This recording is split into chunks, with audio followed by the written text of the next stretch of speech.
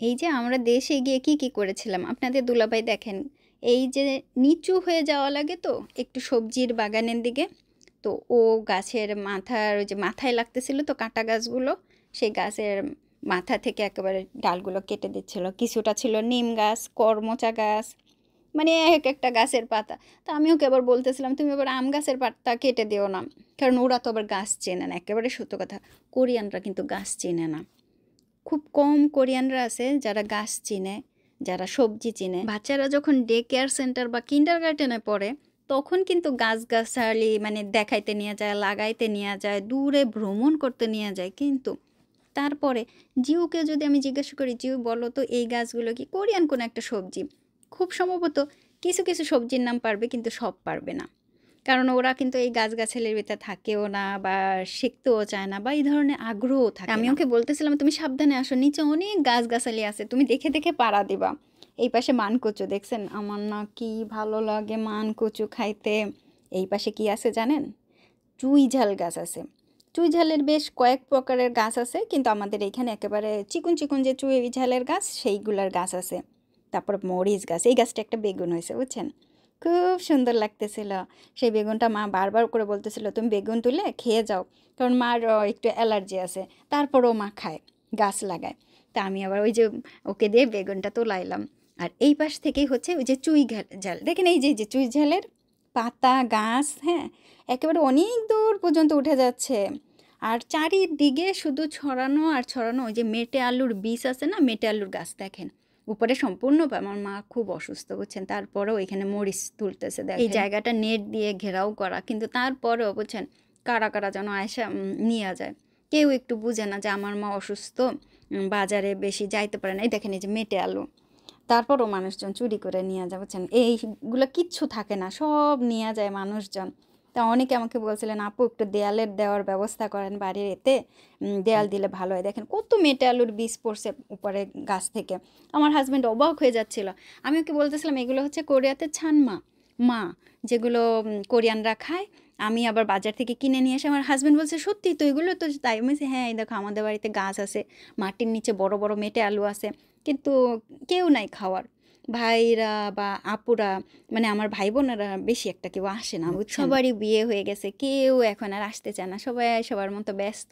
আর এই গ্রামে আইসা বুঝছেন কেউ থাকতে চায় না। একেবারে সত্য কথা, পানিও ভালো না। একটা দিন থাকলে পরে হাত ঠাত ফেটে ঠেটে যায়, পানি একদমই ভালো না, খুব কষ্ট হয়। আম্মারও কষ্ট হয়, আম্মাকে নিয়ে যেতে চায় সবাই, সবার বাসায় রাখতে চায়, কিন্তু আমার মা এখান থেকে এক পাও নড়বে না। আপনাদের দুলাভাই কী করতেছে দেখেন, কাঠ ফেরা দিচ্ছে। আমার মার রান্না করতে সমস্যা হবে, কষ্ট হবে। তারপরে যে কয়টা দিন ছিলাম, প্রত্যেকটা দিন সকালে আমার হাজব্যান্ড চুলা ধরাই দিছে, ওর খুব পছন্দ হয়েছে। লুঙ্গি পরাটাও খুব ভালো লাগছে, একটু শীত শীত ছিল, লুঙ্গিটাও ভালো লাগছে। তারপরে গামছাটাও গলায় ঝুলাই রাখছে, কাঠ ঠাট ফেরে দিল। আমি বলছি তুমি সাবধানে করো, কারণ কি যদি কোনো সমস্যা হয়ে যায়, হাতে ঠাতে লাগে। গ্লাভসও পরে নাই দেখেন, কারণ ওরা কোনো একটা কাজ করলে গ্লাভস পরবেই পরবে। আমার মা দূরে দাঁড়ায় দেখতেছে। আমি বলতেছিলাম যে আমার বাবা যদি থাকতো তোমার এই কষ্ট করতে হতো না, বাবাই লোক দিয়ে নিয়ে এসে কাঠ ঠাট ফাড়াই দিত। আমার বাবার অনেক বয়স ছিল, প্রচুর বয়স ছিল। আমার মা একেবারে ভেঙে পড়ছে, বাবা চলে গেছে, এই যে 4 বছর পূর্ণ হয়েছে। অনেকে বলতে পারেন যে আপু আপনি কি এখন দেশে আসছেন, এই ভিডিওটা হচ্ছে এই বছরে, এই যে 2025-এর জানুয়ারি মাসে গেলাম আমি আর জিও, একটু তাড়াতাড়ি গেলাম। তারপর আপনাদের দুলাভাই গিয়েছিল, তারপর থেকে আপনাদের দুলাভাই তো গত বছরও খুব পছন্দ করছিল চুলায় রান্না বান্না করা। আমি তো বারবার করে বলতেছিলাম তুমি চুলা একটা নিয়েই যাইও, এত কষ্ট টষ্ট করার দরকার নেই, মাটির চুলা একটা নিয়ে যাওয়া। তো ও আমাকে বলতেছিল তোমাদের এয়ারপোর্ট দিবে না, তোমাদের এয়ারপোর্ট থেকে আমাকে আটকাই দেবে, মানে ওকে আটকাই দিবে। মানে সেই নিয়ে তো আমরা খুব মজা করতেছিলাম। একেবারে সত্য কথা, মাটির চুলার উপর যে এত বেশি আগ্রহ হয়েছে, প্রচুর কাঠ ফেলে দিছে এখানে রান্না করার জন্য, যেন বেশ কয়েকটা দিন ওর ভালোভাবে রান্না করতে পারে। কারণ এই যে আবার ওই যে কে যেন চলে আসছে, অতিথি চলে আসছে মনে হয় যেন। কোরিয়ানরা মোমো খাইতে খুব বেশি পছন্দ করে। আর বাংলাদেশে গিয়েও এই মোমো যখন পাওয়া গেল, তখন আসলে আমরা চিন্তা করতেছিলাম যে মোমোটা অনেক বেশি সুস্বাদু হবে। আর সত্যি অনেক বেশি সুস্বাদু। এর সস বা এই মোমো, চিকেন মোমো অত্যন্ত মজার। এই মোমোটা আমরা কিনেছিলাম খুলনা বিশ্ব রোড, একেবারে ওইখানে একটা মোমোর দোকান আছে, মোমো অ্যান্ড ফাস্ট ফুড, ওই একটাই দোকান মোহাম্মদনগরের পাশ থেকেই বিশ্ব রোড, যেখানে এত মজার। তার পাশেই আছে জুনায়েদ ফুচকা। আপনারা যখনই সময় পাবেন একবার একটু দেখে আসতে পারেন বা একটু খেয়ে আসতে পারেন। খুবই মজার এই সস, তারপরে এই যে টেস্ট এই মোমোর, অত্যন্ত মজার টেস্ট। এই সসগুলো যদি আপনি একবার খান তাহলে আপনি অত্যন্ত মজা পাবেন। আমি একটুখানি রাখতে বলছি কারণ আমার মা এই সস খুব পছন্দ করছে, তা আমার মায়ের জন্য একটু সস রাখতে বলছি। আমরা ওইখানে বসে বসে খাইছি, তারপরে আবারও বাড়িতে নিয়ে এসে খাওয়াও হয়েছে। মানে সেই লেভেলের টেস্ট। আমি মাকে বলতেছিলাম তুমি এইখানে আসো, এসে মোমো খেয়ে যাও। তা মা বলতেছে আসতেছে আসতেছে, ওই যে আমার মা যাচ্ছে দূর থেকে। আমার মায়ের কাছে ওই মোমোটা অত্যন্ত ভালো লাগছে। হ্যাঁ, আমি গ্রামের মেয়ে। বাংলাদেশের খুলনাতে প্রথমে জন্ম, ওইখানে বেড়ে ওঠা, কিন্তু তারপরে যখন এসএসসি পাশ করলাম গ্রামের দিকে চলে গিয়েছিলাম আমরা সপরিবারে, মানে বাবা মার সাথে আমরাও চলে গিয়েছিলাম ভাই বোনেরা। ওইখানেই থাকা, ওইখানেই বেশ অনেক অনেক বছরগুলো ওইখানেই কাটিয়েছি। হ্যাঁ, আমি সত্যি গ্রামের মেয়ে। অনেকেই বলেন যে আপু আপনি তো গ্রামের মেয়ে, কীভাবে কি হলো? তাই এই তো আমি দেখেন কাঁকড়া পোড়া করলাম, চিংড়ি মাছ একটু ভালো করে ভেজে ভেজে নিলাম, ওই স্যুপ ফুল, মানে এই যে চিংড়ি মাছগুলো, ওরা আবার চিংড়ি মাছের মাথা খায় না। তা পেয়ারা, টক বড়ই কিনলাম। পেয়ারা তো সেই মজা লাগে যদি পেয়ারা মাখা।